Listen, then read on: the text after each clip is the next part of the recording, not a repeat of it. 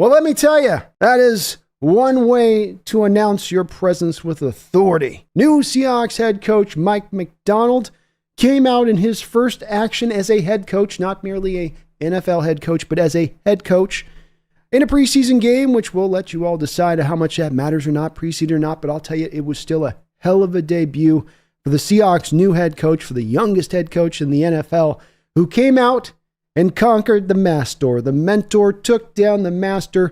His old ball coach, Harbaugh, there 16-3 going into Los Angeles on the back of a very impressive win that is very impressive at the first and foremost because of that defense. When the Seattle Seahawks went out and got Mike Macdonald as this defensive-minded head coach, some wondered if maybe this is what you want to really be doing in this modern age where everything is geared towards the offensive side of the ball. But there is indeed something that seemingly is a bit different about Coach Macdonald. He is a little bit better than just a good defensive coordinator, that there may be something cutting edge in his approach that comes from a couple of different places. It isn't merely being schematically brilliant. He is that. It isn't merely his ability as a motivator. He is that. It isn't merely his ability to be intricate and get that across to these guys and coach them up into understanding the intricacy, but simplifying it at the same time to make it easier to understand. He is that too. He is all of those things. And you saw his defense rise to the occasion in this first game. Is it a first game? Sure. But were we not all expecting some more bumps in the roads and ups and downs and irony of wrinkles for the first game, where you're going from the most of simplified of schemes on both sides of the ball to the most complicated of schemes on both sides of the ball? But that is what happened today. Coach Macdonald came out, ran a pretty vanilla defense today. It wasn't those stack boxes we saw from last year in that Ravens game where we went on the road. There's a lot of four-man boxes, and what you see is what you get. They did mix up some coverages on the back end, but he was keeping things pretty close to the vest. And the Seahawks, right from the jump, from the opening drive there against this Chargers team, shut them down. And I put suffocates in the title because it felt suffocating today.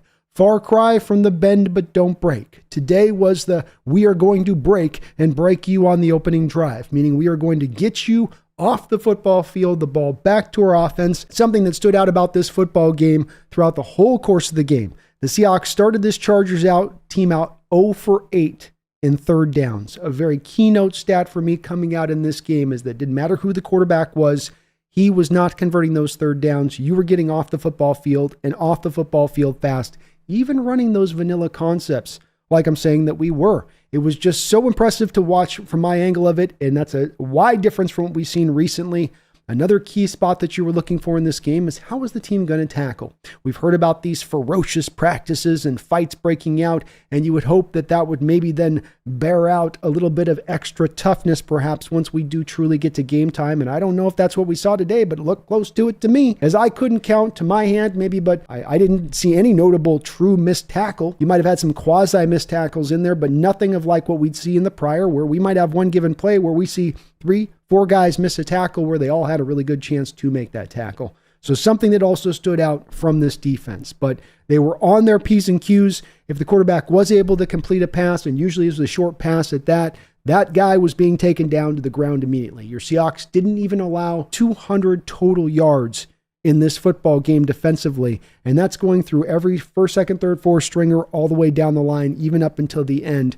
It speaks to also, I think, a bit of the depth that this team is bringing. One of the places that I often point to about the potential of this team, and that this potential of this team is so much higher than you would typically see for a new coach coming in, for a new young head coach coming in, like we have. And that reason being is that not only have you already built up the strong young talent base, but the depth of the team has been more fervently built up as well.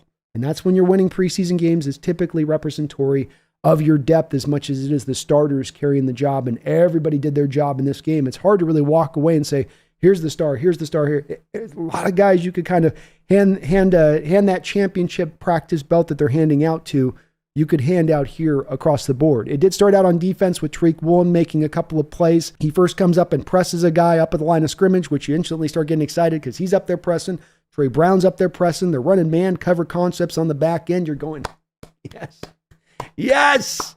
He presses the man and he gives him a shoulder stab, sends the receiver back. Now the receiver scrambling to get to his slant route, gets there late, can't get his hands out in time, the ball's incomplete. It looks to the layman there like the receiver just dropped the ball, but you got to take note of first the press that sends him back and puts him behind the timing of the play. A slant route is based on timing, not the quarterback seeing the separation, but the timing of the throw. And he got it thrown off on that mirror play there with Tariq doing that kind of thing. And that's, again, something different a little bit from what we've done normally, a little bit more off coverage in recent years past. So this is where you're seeing the adjustment, and you're seeing the adjustment right immediately out in that first drive showing up. Come back a couple plays later, and Reek almost gets himself an interception off the rip there as well. Just goes right up through his hands. The receiver's eventually able to catch the ball after it bounces and carries him off, but it's not until he's about 2 yards out of bounds. There was no chance of him making the catch. Reek has been awesome in camp. Continued to carry that forward today in his game here. They didn't play him a lot of snaps, but the snaps he played, he was really good. The front four got the pressure for the most part throughout the game here. The Chargers weren't doing a lot of trying to push the ball up the field. They would throw the dink. They would throw the dunk. Our guys would then tackle the guy really quickly to the ground. But I thought Derek Hall came out and played really well. He had one play where he forced a sack and caused a sack for another guy, Sharif, the back end guy that we got on the roster right now, who was just crazy, went off crazy in that late third, fourth quarter range of things. But he was able to cause a sack. He was creating some pressures in the game. He got himself a sack, but he got it on the back of rookie Byron Murphy coming out and playing outstanding himself in his first action. Right from the rip, you have him come out there. He drives the guard back 2 yards, finds the ball carrier, takes him to the ground for a tackle for loss, and you're like, here we go. I'll have another. Cyril, I'll take a second ordering of that. Thank you. Comes back. Chargers start double teaming him. It's almost like they immediately recognize, oh, that guy's a problem. We can't single block him. Now they're putting double teams on him. You've got him doing this work from the nose tackle position. This guy's going to be at his most lethal from the 3 tech. But you've got him in there like we'd seen him in college, operating from nose tackle, being stout at the point of attack, being immovable at the point of attack. Then he comes looping around a little bit later on a pass rush, looping around, showing off that quickness and some of that bend that's unusual for a man of his size. Comes up, gets his hand around the quarterback, can't quite bring him to the ground, but by that point, the cavalry has arrived. Here comes Derek Hall. He's taken the ground for a sack, but it's on the back of Byron Murphy. He had another play where he's able to get around the edge to the other side a little bit later on, flush the quarterback up. The quarterback was able to scramble and get like 12 yards or 13 yards in the play. But every time your eyes drew to Byron Murphy in this game, you walked away going, wow, yeah, I can see how that guy there is a first-round pick and what he's bringing. So he was strong in what he brought as well. Uchenna Nwosu out there for a couple steps, like good. You had Dodson flashed early on, got in the hole and took down the running back on a nice little play where you saw some of his instinctiveness and quickness to get to the spot, showed up there. Again, like some of these guys, once they showed good, they was like, okay, that's good enough for you. You can head on out. That's all we need to see. No, that was good. Jerome Baker's hurt. Just hop off the field. You're fine. No, you're fine. But then here comes Radigan. Here comes Tyrese Knight. Don't miss a beat. Those guys were, I thought, played really strong games. Radigan was very impressive at times in some of his instinctiveness and jumping on it, trusting his eyes, seeing it right, and then get it. No hesitation, no kind of, well, no, let me make sure I'm in the right place. I don't want to get beat over the top, but go get it when you see it. And I thought he did that a few different times. Corners all across the board looked really good. No Devin Witherspoon in my eyes tonight, or he got a very little bit of sample size of play. But the Auburn kids look good in a couple of little spots. You got a tip ball in this game where you're, again, spreading the vanilla looks, just dropping everybody into coverage, squeezing those zones. Quarterback makes a throw he probably shouldn't, gets his tight end hammered. The ball gets tipped up in the air. You get an interception to the opportunistic Kobe Bryant, who remains opportunistic. There's just something about this guy where the ball finds him and he's on the football field a lot. Remember that rookie year with the Peanut Tillman punches he had, 4 or 5 fumbles caused. He had a couple of interceptions that year too, called back to penalties that had nothing to do with him on the play, but he does have a bit of a nose for a ball. Might be a bit of an inroad for him to eventually make the roster, something to probably pay attention to on this defense. Safeties were good too. Didn't do anything notable, but you didn't get burned over the top. You only gave up 200 total yards in this game, so pretty much everybody did awesome when it comes to the defense. It's hard to pick or push at anybody. The tackling was just on it. If they caught the ball, they were taken down. There's no doubt about it. You really didn't allow much in the run game. I think they averaged about 4.3 yards per carry.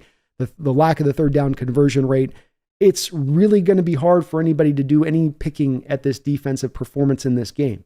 It was kind of wild to watch from my perspective because you ran more vanilla than I thought you were going to run in this game, but then you were still so stifling running that vanilla. And I understand the Chargers have Easton Stick out there and they have the backups, but that's still a pretty good starting offensive line that they trotted out there initially. And it was 3 and out, 3 and out, 3 and out. Fantastic job by this defense. More of that, yes. You just got to see a little bit of the shades cracked here. You didn't get the shades opened up and the window thrown open. You're just peeking through the shades right now. You're peep-a-tomming it just a little bit. We're all peep-a-tomming it through this preseason because he's not going to show us, it seems like, the full meal deal until we probably get to the year. But he absolutely took it to that Chargers offense. And those quarterbacks, you could feel back there, couldn't you? A lack of a comfortability, right? They're back there and you could just feel that they all were a little bit jumpy, a little bit nervous, a little bit unsure of what they were seeing, a little bit too willing to go and try to find that check down too fast, a little bit, and that's a little bit of, I think, what this defense does to you and how it makes you feel like you got those extra guys on the field at times. It's on top of you at all times. Offensively, on the other side of things, I thought Sam Howell came out and played really well through the first few drives. About the first 3 drives out the gate, he was really smart in his decision-making. He seemed a little more assured in what he was doing on the field than what I saw in practices and what we've heard from him in other practices here through training camp. You didn't see the bad decision-making. You didn't see the near-miss interceptions out there. He was being smart with the ball. There was times he was under some pretty quick pressure because though Mike Macdonald was running a lot of vanilla schemes on his side of the ball, it seems Mike Minter for the Chargers, their new defensive coordinator, was out to try to impress his new head coach because he went buck wild with some of the blitzes that they were running and stack fronts that they were running. And this is against our offensive line that's got guys being swapped out throughout the game. In preseason, if you're going to run those blitzes like that, you're going to make it hard on any offense because they're just not going to have that advanced ability to scout you up and get the protections prepared for what you want to typically do. And so it was a little bit of, I'm not going to say dirty pool a little bit here by Minter and the crew on that. They're free to let it roll. And frankly, I thought Macdonald was going to kind of let it rip in that somewhat similar way because you'd want to try stuff out and iron out all the kinks. But it would seem that Macdonald's not worried about the kinks, whereas Minter maybe is a little bit. But Howell handled that pressure really well. He was able to utilize his scrambling. You see he's got some escapability to him. He got out of one where he was able to spin out of it and use some of the power he's got in his legs to get out of it. He's not a Lamar Jackson type scrambler out there or Russell Wilson even kind of type scrambler out there. He's more of in the designs of sort of the Tim Tebow type, where it's not the 4-5-ish guy. It might be more of the 4-6, 4-7 guy, but he runs really strong, almost gives you a fullback level of strength and how he runs with it at times when he is in the open field. And he was able to make some things happen with his legs at times. And then again, just be smart with the ball. I thought you could catch some moments where he was going through progressions. You weren't seeing him rush things or get to something too fast. It's like, first check your look here, and then go over here. In this offensive grub, I don't think it was as sparkling a debut as what we got from the defense, but it was solid.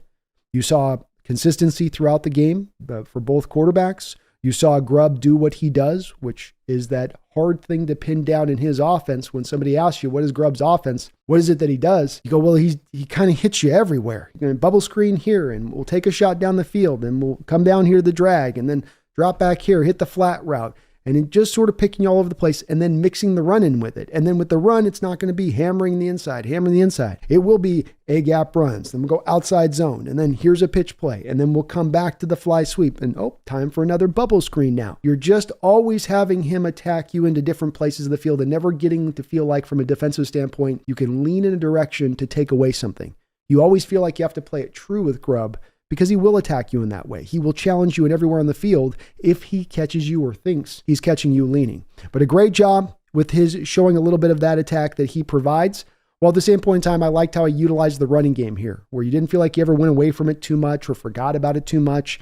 He always kind of came back to the pocket of, hey, we got some yards we can get here. And they were pretty consistent in the yards they were able to get on the ground. Laviska Shenault showed you why they gave him $1 million guaranteed contract this year and why he is going to make the roster. You can see what he gives you, which when he came out, what really got people flipped up, this is the same thing that threw people off on Cordell Patterson when he came out, is they look at these guys and they go, oh yeah, we'll develop him into a receiver and he'll run the full route tree and he'll do this and he'll run on double moves. With his skill set, that'll really develop within him on that. They're good players, but you can't put them into that box of that's who they are. They are more of these modern design gadget guys. Manufacture touches, get the ball into their hands, and let them work into space. And you saw that here today with Laviska in a couple moments. First kick return from Laviska takes it back to the 45-yard line. He's the exact style of kick returner that I've been saying, a lot like Eskridge is too, that will flourish with these new rules. The new rules are not looking for the Dante Hall guy, the human joystick guy back there from a returner. It's looking for the guy's got to move, but it's an efficient move. It's a quick juke, and then you're hitting the seam. You're hitting that crevice. You're getting up in that crack of whatever the blockers have got for you, and you've got the acceleration to do it. So change of direction to acceleration.